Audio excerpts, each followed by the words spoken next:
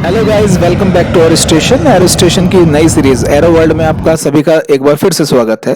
सबसे पहले तो बहुत बहुत थैंक यू जो आपने एरो वर्ल्ड के पुराने एपिसोड्स पर बहुत सारे अच्छी प्रतिक्रियाएं दी है, बहुत सारे कमेंट्स किए हैं। तो वो बेहद अच्छा है, हमें मोटिवेट करता है इस तरह के कंटेंट हमें बनाने के लिए। आप लोग बने रहें एरो वर्ल्ड के साथ, इस तरह की जानकारी आपको मिलती रहेगी बढ़िया से। आज का टॉपिक भी इसी रिलेटेड है, जो फ्यूल इस्तेमाल किया जाता है एविएशन फील्ड में। फ्यूल जो एविएशन फील्ड में इस्तेमाल किया जाता है उसके लिए बहुत बेसिक क्वेश्चन लोग पूछते हैं। सर, जनरली एयरक्राफ्ट में कौन सा तेल भरा जाता है, कौन सा तेल डालते हैं? तो तेल एक्चुअली ऑयल को रिप्रेजेंट करता है। ऑयल का हिंदी में अनुवाद है। तो oil is not a correct word. Correct word is fuel, यानी कि ईंधन। तो आप अपनी नॉर्मल हम लाइफ में क्या बोलते हैं, यार बाइक में तेल डलवा दिया या गाड़ी में तेल डलवा दिया। But oil is not very good और करेक्ट वर्ड। आप इस्तेमाल करेंगे फ्यूल तो आपको बहुत सारी चीजें समझ में आएंगी कि ऑयल्स में भी डिफरेंट डिफरेंट, जैसे इंजन में कई टाइप के ऑयल डलते हैं, ब्रेक ऑयल्स भी होते हैं, इंजन ऑयल्स भी होते हैं, बहुत सारे टाइप के ऑयल्स एक मशीनरी में इस्तेमाल किए जाते हैं। बट फ्यूल क्या होता है, जो इसको इग्नाइट करके जिससे मेन काम होता है। फ्यूल वो चीज होता है, ईंधन होता है। तो आज का क्वेश्चन भी हमारा यही है। सब लोग, अब बहुत लोग है, क्वेश्चन यही रहता है सर पहले बताए ना कि एयरक्राफ्ट में कौन सा तेल डाल सकते हैं या कौन सा तेल डाला जाता है। तो बात वही है, उनका मतलब होता है कौन सा फ्यूल डाला जाता है, क्या ये पेट्रोल है, क्या डीजल है, एथेनॉल है, क्या चीज है, केरोसिन है, क्या है। और दूसरा क्वेश्चन होता है कि अगर ये चीज डाली जाती है तो उसका प्राइस क्या है। भाई ये तो एयरक्राफ्ट में डाला जाता है, इसका प्राइस तो बहुत ज्यादा ही होगा, इसका प्राइस तो बहुत ही, ये बहुत ऐसा फ्यूल होगा जो पता भी नहीं है लोगों को। ये जनरली है क्वेश्चन लोगों के दिमाग में, क्या फ्यूल डाला जाता है, क्या प्राइस है। और तीसरा सा क्वेश्चन इजीली जो सब मेरे दिमाग में आता है, कितना देता है एयरक्राफ्ट 1 माइल चलने के लिए, या फिर 1 लीटर अपने फ्यूल में कितना किलोमीटर, कितना नॉटिकल माइल या कितना माइल्स चलता है। तो जनरली एविएशन वर्ल्ड में नॉटिकल माइल्स में ही डिस्टेंस को मापा जाता है। तो माइलेज या फिर जो कंजम्पशन है वो भी उस हिसाब से में बताया जाता है। तो हम आगे डिस्कस करेंगे इसके बारे में, क्या किया जाता है। मैं आपको एग्जैक्ट दिखाऊंगा और करंट प्राइस दिखाऊंगा कि आज की डेट में ये फ्यूल प्राइस कितना है और आप इसे कहां से चेक कर सकते हैं। ठीक है, ये सारी बातें, जानकारी आपको इस वीडियो के माध्यम से मिलेगी। अगर आपने पुराने एपिसोड नहीं देखे एरो वर्ल्ड के, वो देख लीजिए, आपकी जानकारी बढ़ती रहेगी। नेक्स्ट स्लाइड पे चलते हैं। तो आप पहले जानिए कि सबसे पहले एयरक्राफ्ट में फ्यूल कहां भरा जाता है। देखिए, एयरक्राफ्ट में आप जो देख रहे होंगे मेन पार्ट होते हैं ज्यादा इसके एवियोनिक्स जो हैं। ये पीछे इसके टेल हो गया, ये कॉकपिट हो गया, ये इंजन हो गया, और नीचे फ्यूजलेस है, ये बीच वाला पार्ट इसको फ्यूजलेस बोलते हैं। सो एक ही पार्ट है जो विंग्स, जो खाली रहता है, एक खोखला पार्ट होता है, और ये इसका बैलेंसिंग के लिए काम आता है एयरक्राफ्ट की। सो उस सब के लिए क्या होता है कि जब इसका खाली पार्ट का यूज किया ही जाना है तो इसमें जो खोखला पार्ट है इसी को एज ए रिजर्वर यूज किया जाता है फ्यूल को इसमें रिफ्यूल करने के लिए या फ्यूल को इसमें इंजेक्ट करने के लिए।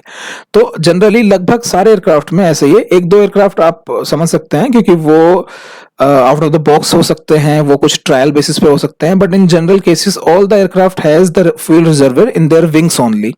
सो सारे एयरक्राफ्ट में उनके विंग्स में ही फ्यूल को भरा जाता है और उसको वो यूज करते हैं अपनी डिस्टेंस को कवर करने के लिए।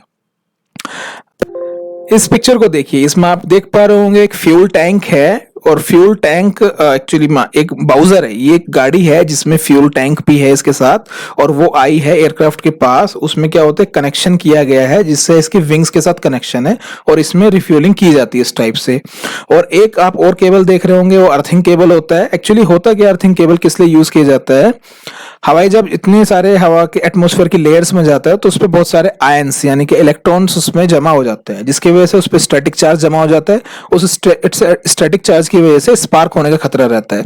तो सबसे पहले जब एयरक्राफ्ट लैंड करके अपने पार्किंग स्थान पर आता है तो उसको रिफ्यूलिंग करने से पहले अर्थिंग की जाती है, ताकि जितने भी इसके इलेक्ट्रॉन चार्ज हैं, लगभग जितने भी हो सकता है 99%, उसको इलेक्ट्रॉन चार्ज को फ्री कर लिया जाए और उसको अर्थिंग कर दिया जाए, ताकि उस पर कोई चार्ज ना हो और कोई भी चांस ना रहे इग्निशन का। अदरवाइज इतना फ्यूल जा रहा है और उसमें इग्निशन का चांस बन जाता है।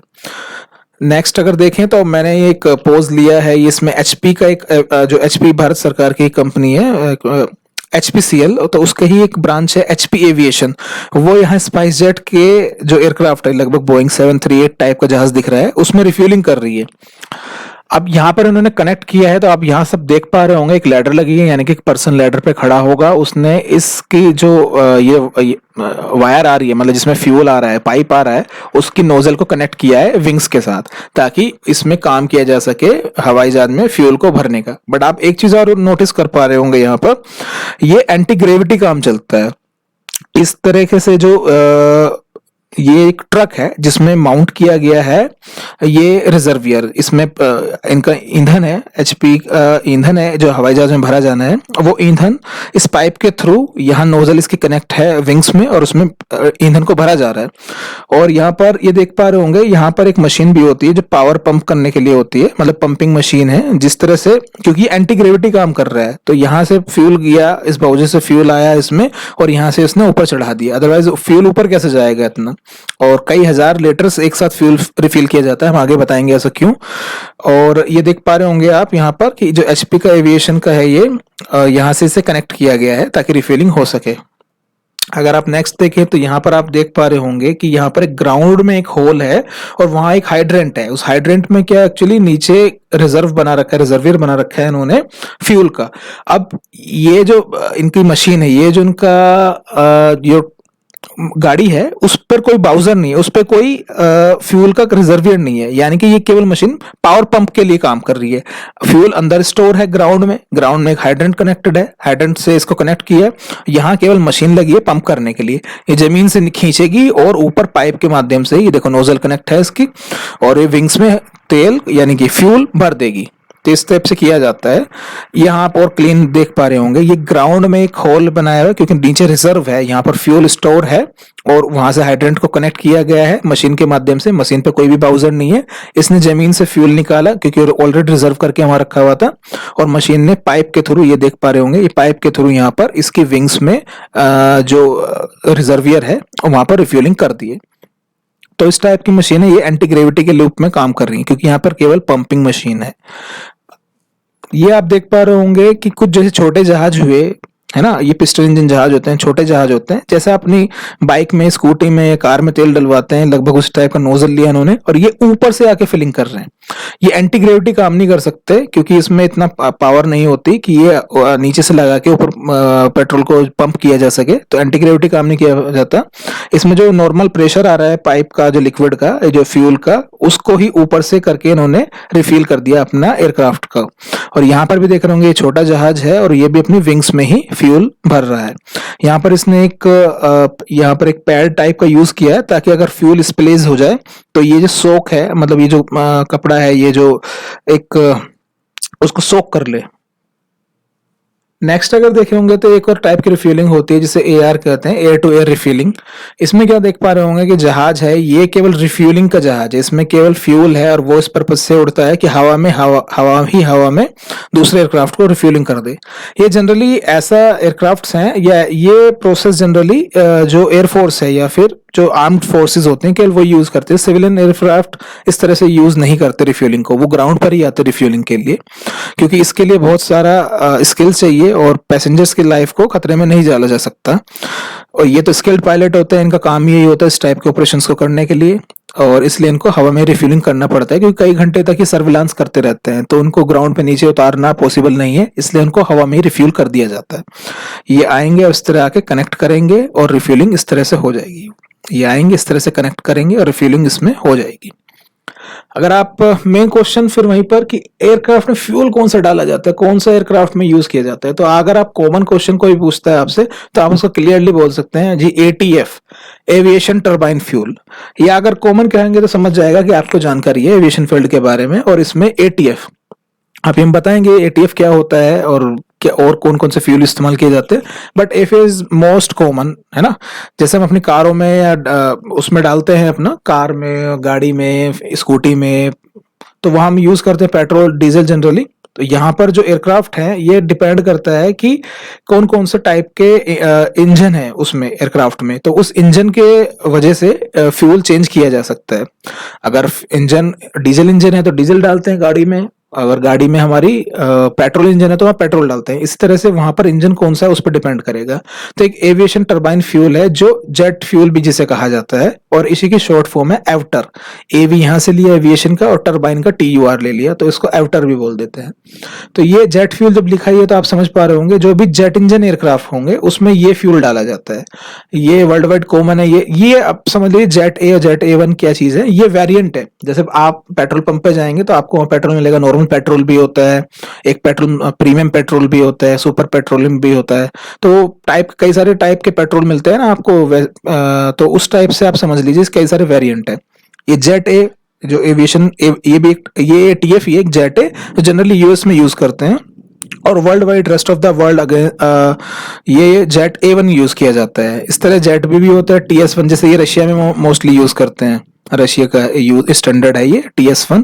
और अगर आप कोई भी क्वेश्चन पूछे कि ATF क्या होता है, तो अगर आप जेट A1 बोल देंगे तो वो भी समझ में आएगा कि वो ATF के बारे में बात कर रहे हैं। तो जनरली ये दोनों जेट A और jet A1 most commonly used in the aviation industry fuel है। और उसके अलावा डिपेंड करेगा, अगर आपका जहाज दूसरे टाइप का है तो वहां पर आपको एफ गैस यूज किया जाता है, जिसको इंग्लिश में मतलब जिसका फुल फॉर्म है एविएशन गैसोलीन, एफ गैस। बहुत सारे लोगों को डाउट होगा कि क्या गैस भी यूज किया जाता है, क्योंकि ये तो एविएशन टर्बाइन फ्यूल तो लिक्विड होता है, क्या गैस भी यूज किया जाता है? जी नहीं, देखिए मैं बता देता हूँ आपको। गैसोलीन क्या होता है, जैसे हम इंडिया में चलन है पेट्रोल और डीजल बोलने का, तो पेट्रोल को ना अमेरिका में गैसोलीन बोलते हैं, वहां पेट्रोल वर्ड नहीं यूज करते, और वहां पर उसको गैसोलीन बोलते हैं। तो उसी की शॉर्ट फॉर्म ये गैस उन्होंने ले लिया गैसोलीन का, तो इसलिए इसको एफ गैस बोल दिया जाता है। यहाँ एफ्टर बोलते हैं इसको, और यहाँ इसको एफ गैस। और ये भी कई सारे वेरिएंट में मिल जाता है, जैसे F gas 100, F gas 100 LL। ये क्या होता है मैं अभी बताऊंगा आपको, बट बेसिक चीज है, अगर आपसे कोई पूछता है कि एविएशन इंडस्ट्री में कौन सा फ्यूल यूज किया जाता है, तो आप उसको ATF बोल सकते हैं, एविएशन टर्बाइन फ्यूल। या आपको अगर और स्पेसिफिकली पता है तो जेट A1 उसे बोल सकते हैं। आगे जानकारी लेते हैं थोड़ा सा और डिटेल में। तो मैंने अभी बताया कि ये जेट फ्यूल ना जेट इंजन एयरक्राफ्ट में यूज किया जाता है। तो या तो जेट इंजन वाले एयरक्राफ्ट में या टर्बो प्रोप वाले इंजन में। देखो दोनों में क्या होता है, दोनों में टर्बाइन ही होती है, चाहे वो जेट इंजन हो चाहे वो टर्बो प्रोप इंजन हो, दोनों में टर्बाइंस होती है। इसी की वजह से उसमें ये फ्यूल यूज किया जाता है। ये सिमिलर टू डीजल इंजन मान सकते हो, ये इंजन ऐसा है जो डीजल इंजन के फॉर्म में काम करता है। और एविएशन टर्बाइन फ्यूल ये एक्चुअल में होता क्या है, ये और कुछ नहीं, कैरोसिन है। आपने कैरोसिन का नाम सुना होगा, जो पुराने लोग हैं, मतलब जिनकी एज थोड़ा ज्यादा है, वो समझ पा रहे होंगे। कैरोसिन तो उन्होंने बचपन में सुना था, जिसे हम आम भाषा में मिट्टी का तेल बोल देते हैं। और वो जनरली अपनी लालटेन को या फिर गैस में, मतलब चूल्हे जो होते थे उनको इग्नाइट करने के लिए यूज करते थे, ताकि वहां पर रोशनी कर सकें और खाना पका सकें। तो ये एक टाइप का एविएशन टर्बाइन फ्यूल जो कैरोसिन है, ये प्योर कैरोसिन है, इसमें कोई भी लेड कंटेंट नहीं होता। लेड आप जानते ही हैं, ये एक लेड मतलब शीशा जिसे बोलते हैं, और वो क्या होता है जो पेट्रोलियम पदार्थों में होता है, जिसकी वजह से वो बहुत ही जहरीला हो जाता है पेट्रोलियम पदार्थ। और जब ईंधन हम जलाते हैं, ये वाले ईंधन हम जलाते हैं, तो उसकी वजह से उसमें जो धुआं निकलता है उसमें लेड कंटेंट होता है, और वो बहुत सारा नुकसानदायक है ह्यूमन हेल्थ के लिए। तो ये इसको प्योर कैरोसिन इसमें यूज किया जाता है, इसी को ATF बोलते हैं। अभी मैंने बताया आपको जेट इंजन और टर्बो प्रोप। अगर आपको नहीं समझ में आ रहा हो तो एक बार मैं बता देता हूँ ये कौन कौन से हैं। आपको मैंने एक पिक्चर दिखाई थी ये जहाज की, जिसमें ये एयर टू एयर रिफ्यूलिंग कर रहे थे। तो ये एयर टू एयर रिफ्यूलिंग कर रहे थे, तो आप यहाँ देख पा रहे होंगे ये जहाज है, इसमें पंखड़ियां हैं सब। ये तो इसको बोलते हैं टर्बो प्रोप, एक प्रोपेलर है इसमें। तो प्रोपेलर की वजह से इसको प्रोपेलर है, और इसमें जो इंजन है इसमें भी एक टर्बाइन होती है, वो टर्बाइन ही चलती है, और इसकी वजह से वो थ्रस्ट क्रिएट कर पाते हैं। तो यहाँ पर ये इस इंजन को बोलते हैं टर्बो प्रोप इंजन, यानी कि इसमें भी इस्तेमाल होने वाला जो ईंधन है वो कौन सा है, ATF ही है। और जो ये पिक्चर है जो आप देख पा रहे होंगे, ये जो इंजन होते हैं इनको जेट इंजन बोलते हैं। इसमें भी टर्बाइंस होती है, इसमें प्रोपेलर नहीं है, टर्बाइंस उसमें भी है, और जो आपने पीछे देखा इसमें भी है। इसलिए दोनों में टर्बाइंस है, इसलिए इनमें जेट फ्यूल या फिर ATF यूज किया जाता है। वैसे एक बताओगे क्वेश्चन, किस लोगों ने पहली बार में ऑब्जर्व कर लिया था कि ये पिक्चर अलग है और ये पिक्चर अलग है? बहुत सारे लोगों को कंफ्यूजन होगा कि सेम पिक्चर है। देखिए ये बिल्कुल अलग पिक्चर है। इसमें जो जहाज की पंखड़ियां हैं, 4 इंजन है इसमें, और ये पंखड़ियों वाला जहाज है, और ये दोनों जहाज भी अलग हैं। और ये इंजन जेट इंजन वाला है, एयरक्राफ्ट है। और यहाँ पर भी प्लेन्स जो बिल्कुल लगे, जो एयरफोर्स के प्लेन है जो रिफ्यूलिंग कर रहे हैं। तो कमेंट सेक्शन में बताया जिसने पहली बार में ये चीज नोटिस कर ली हो। बात वहीं चलते हैं ATF के बारे में। ATF हमने बताया इसको एफ्टर बोल देते हैं शॉर्ट फॉर्म में, जेट फ्यूल भी बोल देते हैं। क्यों करते हैं? क्योंकि इसमें टर्बाइंस इंजन जहां पर भी होगा जो डीजल इंजन के सिमिलर है, इसलिए वहां पर ATF यूज करते हैं। ATF क्या होता है? तो ATF प्योर कैरोसिन होता है, जो आपने देखा होगा हल्का ब्लू कलर का होता है, प्योर कैरोसिन वो होता है। अभी कैरोसिन इसमें क्यों किया जाता है? इसमें गैसोलीन यानी कि पेट्रोल की यूज नहीं किया जाता। Kerosene based fuel has a much higher flash point than gasoline. देखिए इसका हायर फ्लैश पॉइंट है, इसका मतलब इसको जलने में ज्यादा टाइम लगता है। गैसोलीन क्या होता है, वेपराइट जल्दी हो जाता है, वोलेटिलिटी उसकी बहुत ज्यादा होती है और उसका फ्लैश पॉइंट बहुत हाई है, तो उसमें आग लगने का खतरा भी बहुत ज्यादा होता है। तो इसलिए बेसिकली कैरोसिन को ही इसमें यूज किया जाता है और ये चीपर भी होता है, और ये भी एक रीजन है। इसके वेरिएंट मैंने बताया था आपको, एक जेट ए जिसका वेरिएंट है जेट ए1 है, और भी बताया था TS1 और जेट बी बताया था, बट वो छोड़ देते हैं, यूज वर्ल्ड वाइड यही होते हैं। ऐसा क्यों? क्योंकि जेट ए जो टाइप का वेरिएंट है ATF का, वो -40 डिग्री उसका फ्रीजिंग टेम्परेचर होता है। भाई जहाज ना एक कंट्री से दूसरी कंट्री में, गर्म इलाके में, ठंडे इलाके में, एटमॉस्फेयर की डिफरेंट लेयर्स में वो उड़ता है। तो उसमें क्या होता है कि जनरली फ्यूल जो फ्रीज ना कर जाए, जम ना जाए, तो उससे बचाने के लिए ऐसा फ्यूल की उसमें फ्यूल ऐसा होना चाहिए जो ज्यादा से ज्यादा ठंडे इलाके में जा सके, और बहुत ज्यादा गर्म इलाके में जाएगा, फ्लैश पॉइंट हाइट हो जाएगा, उसमें इग्नाइट कर जाएगा। इसकी वजह से भी कैरोसिन को यूज किया जाता है। तो जेट ए जो फ्यूल है, जेट ए टाइप का जो ATF है, उसका फ्रीजिंग पॉइंट -40 है, और जेट A1 है उसका फ्रीजिंग पॉइंट -47 डिग्री सेंटीग्रेड है। अब आप समझ पा रहे होगे, यानी कि इस फ्यूल को ज्यादा ठंडे इलाकों में भी यूज किया जा सकता है। और इसमें एक एंटी स्टैटिक एडिटिव भी ऐड किया जाता है, मतलब एडिटिव जो मैंने बताया था अभी कि जब हवाई जहाज हवा इतनी सारी लेयर्स में जाता है और कई सारे ठंडे से गर्म इलाके में जाता है, तो उसमें स्टैटिक चार्ज जमा हो जाता है।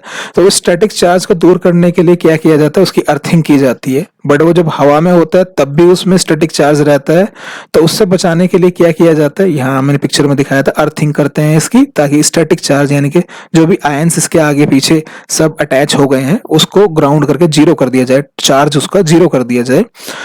उससे बचने के लिए क्या करते हैं, फ्यूल में भी एक एडिटिव मिला दिया जाता है, जिससे स्टैटिक डिसिपेटर बोलते हैं, यानी कि स्टैटिक चार्ज कम हो जाता है। तो ये आपको कई सारी चीजें पता चली। अब इसके बारे में पता करेंगे। जो सेकंड जो है, जो हमने बताया, जो पिस्टन इंजन एयरक्राफ्ट में भरा जाता है, जिसे एफ गैस कहा जाता है, तो उसके बारे में थोड़ा जानकारी लेते हैं। जो एफ गैस यानी कि एविएशन गैसोलीन, यानी कि ये थोड़ा सा, जब गैसोलीन वर्ड कर दिया तो ये थोड़ा सिमिलर टू पेट्रोल इंजन होगा, यानी कि ऐसे इंजन होंगे जो पेट्रोल इंजन टाइप के इंजन है। इसमें जनरली क्या होता है, स्मॉल एयरक्राफ्ट ही है, जो अभी दिखाया था मैंने, जिसमें ऊपर से पेट्रोल या ऊपर से ATF फिल, माफ कीजिए, एफ गैस फिल किया जा रहा था। वो पिस्टन इंजन छोटे एयरक्राफ्ट ही हैं जनरली, उसमें अभी भी ये एफ गैस को यूज किया जाता है, क्योंकि वो टरबाइन इंजन नहीं है, वो जेट इंजन नहीं है। तो वहां अगर पिस्टन इंजन है तो उसमें ये वाला फ्यूल यूज किया जाएगा, एफ गैस जिसे बोलते हैं। चूंकि पेट्रोल का है, पेट्रोल के सिमिलर है, तो इसकी एक रेटिंग होती है, ऑक्टेन रेटिंग के अकॉर्डिंग इसकी ग्रेडिंग देखते हैं। जितना हाई ऑक्टेन नंबर होगा उतनी लेस नॉकिंग होगी। नॉकिंग तो आप जानते हैं, जिसमें जो ब्रस्ट करने की आवाज आती है बार बार, यू नो, आप फ्यूल जब गाड़ी स्टार्ट करते हैं तो बहुत सारी आवाज आती है कि बम ब्लास्ट हो रहे हैं छोटे छोटे, उसे नॉकिंग बोलते हैं। अगर वो नॉकिंग ज्यादा होगी तो एयरक्राफ्ट को ऑपरेशंस में दिक्कत होगी, इसलिए हाई ऑक्टेन नंबर का ये एफ गैस यूज किया जाता है। इसका एग्जांपल मैंने बताया था, F gas 100 and F gas 100 LL। ये उस तरह से 80 LL भी हो सकता है। ये LL में बताता हूँ क्या है। एफ गैस 100 यानी कि ये जो 100 है, ये ऑक्टेन नंबर को डिफाइन करता है। ऑक्टेन नंबर मैक्सिमम 100 होता है। अगर ऑक्टेन नंबर 100 है यानी कि वो 100% प्योरिटी के साथ है, बट उसमें क्या होता है कि एडिटिव्स मिला होता है ताकि नॉकिंग कम हो सके। मैंने बताया कि नॉकिंग कम करने के लिए एक इसमें एक लेड मिलाते हैं, जो टेट्रा इथाइल लेड होता है, TTL जिसे बोलते हैं। उसकी वजह से क्या होता है, ये जब इसको जलाया जाता है, इसे ईंधन को जलता है हवाई जहाज में, तो बहुत सारे जब उसका धुआं निकलता है बाहर, तो उसमें बहुत सारा लेड कंटेंट होता है, जो अच्छा नहीं है ह्यूमन हेल्थ के लिए और एटमॉस्फेयर के लिए भी। इसलिए एफ गैस 100 LL यूज करते हैं। इसका मतलब है कि एफ गैस है ये 100, इसके ऑक्टेन नंबर 100 है, और LL मतलब लो लेड, मतलब लेड का जो कंटेंट है ये इसको कम मात्रा में मिलाया गया है। इस टाइप से जो सस्ता थोड़ा सा ईंधन है वो 80 LL यूज करते हैं, उसका ऑक्टेन नंबर 80 है और वो लो लेड वाला है। इस टाइप से 82 85 वाले भी हो सकते हैं कि ऑक्टेन नंबर उनका इतना हो। तो ये भी जनरली एविएशन फील्ड में यूज कर लेते हैं। यूजर्स मैंने बताया, कोई छोटे एयरक्राफ्ट ही होते हैं, फ्लाइंग क्लब वाले छोटे एयरक्राफ्ट है, या किसी ने पर्सनल अपना छोटा एयरक्राफ्ट रखा है, तो वो ज्यादातर छोटे इंजन वाले एयरक्राफ्ट होते हैं, पिस्टन इंजन एयरक्राफ्ट होते हैं, तो वो यूज करते हैं एफ गैस को। आपको क्लैरिटी आ गई होगी ATF कहाँ यूज किया जाता है, एफ गैस कहाँ यूज किया जाता है। अब मेन क्वेश्चन कि इसका फ्यूल का प्राइस क्या है। ये मैं आज की डेट के प्राइस दिखा रहा हूँ। आज है, मैं जब रिकॉर्ड कर रहा हूँ 28 अप्रैल 2023, 28 अप्रैल 2023। तो आज की डेट में अगर दिल्ली में बैठे हैं तो पेट्रोल 196 का है, मुंबई में 106 का है, और अगर इस तरह डीजल का देखें, लेकिन ATF का जो पर लीटर का प्राइस है वो 79 है। मुंबई में तो 77 ही है। तो आप समझ पा रहे हैं कि जो आप अपनी गाड़ी में यूज करते हैं ये एटीएफ उससे भी सस्ता है। जो अपनी गाड़ी में आप पेट्रोल यूज कर रहे हैं, डीजल यूज कर रहे हैं, ये उससे भी सस्ता है। आप थोड़ा सा चौंक रहे होंगे, आपको ऐसा क्यों? बट देखिए ऐसा इसलिए क्योंकि इसका ये वैसे तो सस्ता है, मतलब comparative to petrol and diesel जो हम इंडिया में यूज कर रहे हैं। लेकिन क्या होता है कि ये इसकी क्वांटिटी बहुत ज्यादा डाली जाती है एयरक्राफ्ट में, और एयरक्राफ्ट ऑपरेशंस का 50% जो खर्चा होता है, जो रेवेन्यू होता है और एक्सपेंडिचर होता है, वो इसी पे बेस्ड होता है। मतलब जितना भी एयरक्राफ्ट का ऑपरेशंस में करने में, एक जहाज को एक सिटी से या दिल्ली से मुंबई भेजने में लगाया, तो जो भी उसका खर्चा हुआ उसका 50% खर्चा लगभग फ्यूल का ही होता है। फ्यूल कंजम्पशन बहुत ज्यादा है एयरक्राफ्ट्स का। अगर आपको देखना हो, मैं समझाने के लिए बताता हूँ आपको कि आप इसको कहाँ देख सकते हैं। आज के डेट के प्राइस में जो ये टेबल जो देख रहे हैं, मैं आपको दिखाता हूँ। ये मैं आपको गया हूँ हिंदुस्तान पेट्रोलियम की वेबसाइट पर। अगर आप देखेंगे तो दिल्ली में 96 मैंने बताया पेट्रोल का भाव यहाँ लिखा हुआ आ रहा होगा। दिल्ली में 96, मुंबई में 106, डीजल 94, इस तरह चेन्नई में 102 पेट्रोल डीजल 94, और कोलकाता में 106 और 92। ये आज की डेट का प्राइस है।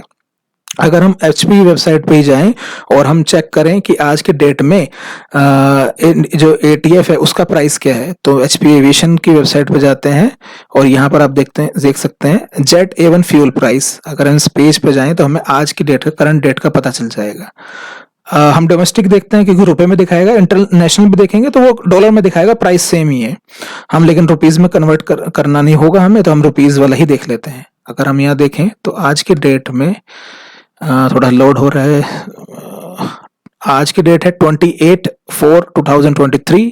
ये हम चेक कर देते हैं इसको और हमें बताएगा ये कि आज कितना प्राइस है। देखिए चेन्नई में ये 79,451 किलो लीटर प्राइस है, किलो लीटर, क्योंकि किलो लीटर अगर पर लीटर लेना हो तो इसको राउंड ऑफ कर देंगे तो 79।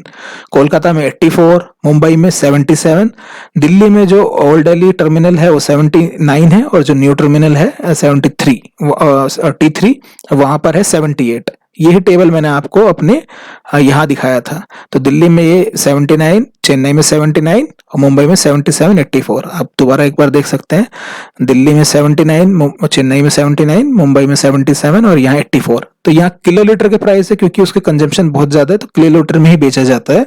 और एक एक एयरक्राफ्ट में 5-5, 6-6, 8-8, 10-10 हजार किलो लीटर फ्यूल एक साथ रिफ्यूल किया जाता है। तो यहाँ आपको समझ पा रहे होंगे इस चीज को। नेक्स्ट अब देखें आप, बहुत लोगों का क्वेश्चन भी वही होता है कि सर माइलेज बताओ इसका कितना देते हैं ना, एयरक्राफ्ट कितना है, इसका माइलेज है, फ्यूल कंजम्पशन कितना है। तो ये एक एग्जांपल है, ये एग्जांपल मैंने लिया है। तो एक एयरबस अगर 321 की बात करें जो नियो सीरीज का है, मतलब नए इंजन वाला है, न्यू ईओ मतलब न्यू जनरेशन, जो न्यू है ऑपरेशंस हो रहे हैं, जो नई जनरेशन वाले इंजन है। तो एयरबस 321 अगर वो लो, अगर वो 2 घंटे की फ्लाइट है और मानो कि 600 किलोमीटर 1 घंटे में चल रहा था, 2 घंटे में कितना चल गया? 1200 किलोमीटर। सो अगर वो मान लिया उसको वो 600 किलोमीटर पर आवर की स्पीड पे चल रहा है, तभी तो 1200 किलोमीटर चल पाएगा 2 घंटे में। 1 घंटे में 600 किलोमीटर चल रहा है, और अगर वो फुल लोड पर है, यानी कि इसकी कैपेसिटी लगभग 200 के आसपास ही होती है, तो अगर 200 पैसेंजर्स लेके जा रहा है तो उसका पर किलोमीटर पे कितना फ्यूल आएगा आप देख सकते हैं कि पर किलोमीटर पे वो लगभग 4 से 4.25 लीटर फ्यूल उसका कंज्यूम किया जा रहा है। तो ये काफी बड़ा अमाउंट है, यानी कि 1 किलोमीटर के लिए आपको 4 लीटर फ्यूल लग रहा है। और अगर इस तरह इस कैलकुलेशन को देखें तो 1200 किलोमीटर की जर्नी करने को उसको आएगा लगभग 5000 लीटर का ज्यादा। अभी आप समझ पा रहे होंगे दिल्ली मुंबई के बीच में लगभग दूरी 2 घंटे की है, तो लगभग 5-5.5 हजार लीटर उसका फ्यूल जाता है इस एयरक्राफ्ट का, एयरबस 321 का। और ये नई सीरीज के एयरक्राफ्ट है, ये थोड़ा सा फ्यूल इफिशिएंट भी है। अगर पुराने ओल्डर एयरक्राफ्ट देखेंगे तो वो तो और ज्यादा फ्यूल को कंज्यूम करते हैं। इसी तरह जो बोइंग 747 जो मैंने आपको लास्ट वीडियो में दिखाया था, मैसिव एयरक्राफ्ट होता है, बड़ा एयरक्राफ्ट होता है जो एक बार में लगभग 400-500 पैसेंजर्स लेके कैरी कर सकता है। बिल्डिंग की तरह होते हैं, ग्राउंड फ्लोर पर, फर्स्ट फ्लोर पर पैसेंजर बैठते हैं उसमें। तो बोइंग 747 जो है ये, अगर आप इसको देखें तो पर सेकंड 4 लीटर उसमें खर्चा आता है, पर सेकंड 4 लीटर। अब आप समझ पा रहे होंगे इसका माइलेज क्या निकालना कितना मुश्किल है, या फ्यूल कितना ज्यादा कंज्यूम किया जाता है। इसलिए मैं बोल रहा हूँ कि एविएशन इंडस्ट्री में लगभग 50% खर्चा केवल फ्यूल का आता है। आप देख पा रहे होंगे ये लगभग 14,400 लीटर पर आवर, 1 घंटे में 14,400 लीटर इसको चाहिए बोइंग 747। ये बहुत बड़ा मैसिव एयरक्राफ्ट होता है। अब आप यहाँ समझ पा रहे होंगे कि माइलेज और फ्यूल कंजम्पशन कितना ज़्यादा है, ऑपरेशंस पे एक्सपेंडिचर कितना ज़्यादा है। इसलिए इसकी कॉस्ट, इस पे जितनी मिलने वाली सब्सिडी है वो इसके प्राइस को कम रखने में मदद करती है। ये अभी वैसे तो आपका टॉपिक कंप्लीट हो चुका है, लेकिन आजकल एक नया एविएशन फ्यूल मार्केट में आ रहा है। ये कुछ नहीं है, इसको बोल रहे हैं सस्टेनेबल एविएशन फ्यूल। अभी जो हमने फ्यूल की बात की थी दोनों एटीएफ और एफ गैस वाली, उसमें मैंने बताया ये है तो कार्बन वाले ही है ना, ये भी एक तरह से वही क्रूड ऑयल है, इनको रिफाइन किया गया और उसमें ये अपना ये इनको फ्यूल को जलाने पर, ईंधन को जलाने पर बहुत सारी ऐसी गैसेस निकलती हैं जो एटमॉस्फेयर के लिए और ह्यूमन हेल्थ के लिए अच्छी नहीं है। तो इसीलिए अभी क्या किया जा रहा है, एक दोनों चीजों के लिए, एक तो हेल्थ के इशू और एटमॉस्फेयर इशू की वजह से, प्लस प्राइस उसके बहुत ज्यादा हैं और कुछ ही कंट्रीज से वो फ्यूल आ पाते हैं, इसलिए उसे कम करने के लिए क्या किया जा रहा है, सस्टेनेबल एविएशन फ्यूल। सस्टेनेबल का मतलब यही है कि ऐसा फ्यूल जिससे एटमॉस्फेयर को ज्यादा खतरा ना हो, और एविएशन फ्यूल आप समझ पा रहे होंगे कि अब नेक्स्ट जनरेशन के फ्यूल जिस पे खर्चा कम हो। तो नए बायोफ्यूल्स कुछ आ रहे हैं, ब्लेंडेड फ्यूल मतलब जो ऑलरेडी फ्यूल हम यूज कर रहे हैं एटीएफ में, उसमें कुछ बायोफ्यूल को मिक्स कर दिया जाता है और उससे क्या होता है कि उसमें कार्बन कंटेंट कम हो जाता है थोड़ा सा, प्लस उसका एक फायदा ये होता है उसकी कॉस्ट थोड़ी रिड्यूस की जा सकती है। तो वो जो फ्यूल है उसको सस्टेनेबल एविएशन फ्यूल बोल रहे हैं। जो पता है बायोफ्यूल्स आप पढ़ भी रहे हो, जैसे इंडिया में एक प्रोजेक्ट चल रहा है ना एथेनॉल मिक्सिंग वाला, कि हम अपने पेट्रोल में 20% तक एथेनॉल मिक्स करके चला सकते हैं। और वो एथेनॉल कहाँ से आता है, वो बहुत सारी प्लांट बेस्ड सोर्स हैं, जैसे जेट्रोफा हो गया, एल्गी हो गया, पाम ऑयल हो गया, वेस्ट ऑयल अगर बहुत सारे हैं तो उनसे बनाया जा सकता है वो एथेनॉल। वो एथेनॉल एक टाइप का अल्कोहल ही है, वो एथेनॉल बना दिया और उसको कुछ क्वांटिटी उसकी मिक्स की जा सकती है जो अपने ऑलरेडी फ्यूल यूज कर रहे हैं। तो इसलिए इस जो नए जनरेशन के फ्यूल हैं या सस्टेनेबल एविएशन फ्यूल हैं, वहां पर इस मिक्सिंग को भी ब्लेंडिंग की जा रही है इन फ्यूल्स की, जिससे क्या हो रहा है कि एटमॉस्फेयर को फायदा देगी वो चीज, प्लस इसका प्राइस को कंट्रोल करने में मदद करती है। इस तरह आप देख सकते होंगे यहाँ लिखा भी है कि जो स्मॉल पिस्टन इंजन है वो तो डायरेक्ट एथेनॉल पे ही चलाया जा सकता है। मैंने बताया क्योंकि पेट्रोल में मिक्स किया जाता है और small piston engine petrol type का इंजन होता है। तो एथेनॉल को तो अगर डायरेक्ट ही फ्यूल जो ऊपर से डाल रहे थे, जिस एयरक्राफ्ट ने ना ऊपर से डाल रहे थे, तो एथेनॉल तो डायरेक्ट ही उस एयरक्राफ्ट को रन कर लेगा, उसमें एटीएफ को दूसरी चीज मिक्स करने की आवश्यकता भी नहीं है। तो एथेनॉल खर्चा कम हो जाएगा, बाहर की डिपेंडेंसी खत्म होगी, जो हम गल्फ कंट्री से या वर्ल्ड वाइड गल्फ कंट्री से आता है तो उसकी डिपेंडेंसी भी कम हो सकेगी और एटमॉस्फेयर के लिए भी थोड़ा ठीक रहेगा। तो कैसा लगा फ्यूल के बारे में जान के, अपने कमेंट सेक्शन देते रहें, कमेंट सेक्शन ओपन है, अपने कमेंट्स देते रहें अपनी, और हमें इस तरह से ग्रो करने में मदद करते रहें। Bye bye, thank you.